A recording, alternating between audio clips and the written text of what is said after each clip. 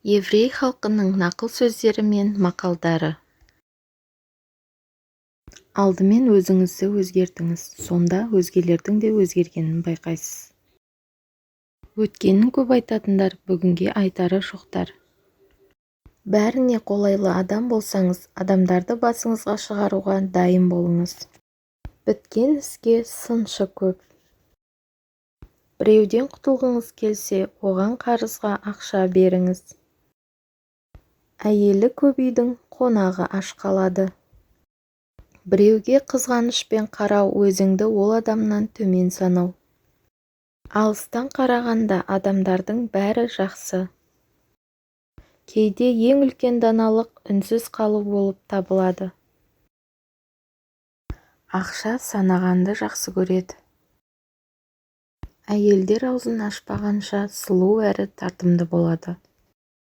Досым деп бар сырыңды ақтарудан сақ бол, себебі досыңның да досы бар. Әркім өз деңгейінде сынайды.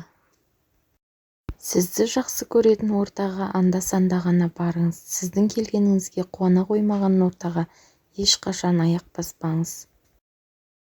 Ақшасының жоқтығына бәрі қапаланады, ал ақылының жоқтығына ешкім.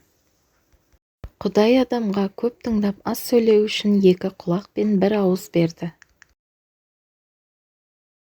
Бәріне жақсылық істеген адам ешкімнен алғыс ала алмайды. Өзгелердің қателігінен сабақ ал. Нағыз бай адам қолындағы барына шүкіршілік еткені. Бәрі қолайлы уақытты күтеді, ал уақыт ешкімді күтпейді. Кәріліктен емес, жалғыздықтан қорық.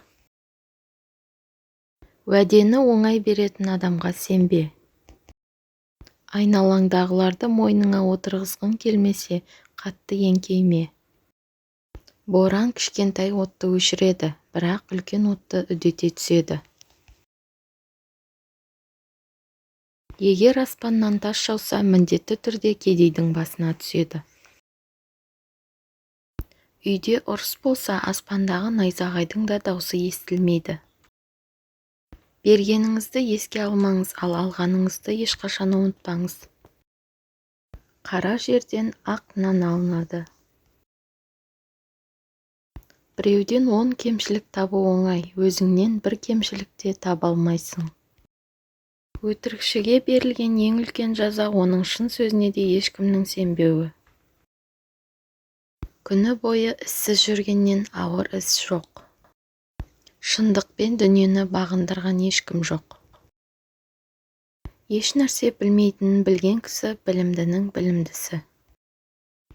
Құлағыңмен есіткеніңе емес, көзіңмен көргеніңе сен. Білмеймін деген, білемін деген кісіден көп біледі. Жақсылар жаманды көріп үйренеді. Адам тым болмаса әуесқойлық үшін өмір сүру керек. Ата-аналар балаларын сөйлеуге үйретсе, балалар оларды сөйлемеуге үйретеді. Қонақ пен балықтың 3 күннен кейін иісі шыға бастайды. Алтын мен кітапты бірдей жерге түсіріп алсаңыз, алдымен кітапты алыңыз. Сіздермен болған пайдалы арна, каналға тіркеліп, лайк қойып, комментарий қалдыруды ұмытпаңыздар.